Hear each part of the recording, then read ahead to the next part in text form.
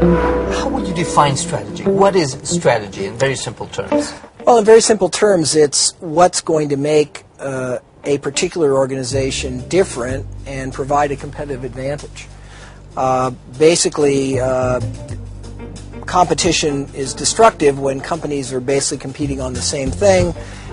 That forces competition to gravitate to price.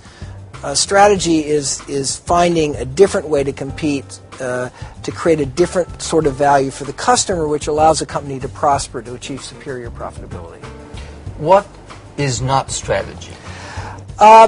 Simply implementing best practices, buying the latest machine, using the internet to communicate with your customers. There are lots of things that managers do that they have to do to actually keep making the company more productive and more efficient and to attain the kind of latest technology and knowledge about management. All those things are a necessity, but they're not strategy. Strategy is not about doing the same thing better. Strategy is about finding that different place for the organization to deliver value. But what makes it challenging is you have to do both of these things at the same time. You got to keep assimilating best practices, but at the same time having real clarity about what's going to make you different. You wrote a book 25 years ago that has remained at the top of the list of the strategy books. What were the key messages in that book?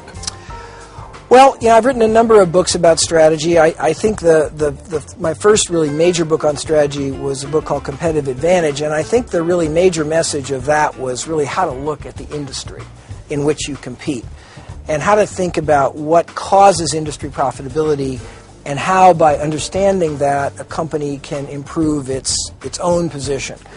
In that book, I introduced the so-called 5 forces framework, that in any industry you've got to look at the power of the customer, the power of the supplier, the barriers to entry, the threat of substitute products, and the nature of the rivalry itself, and that those 5 forces collectively define really the profit potential of any business. And this was, I think, a breakthrough in the field, because really we had no systematic way of looking at industries.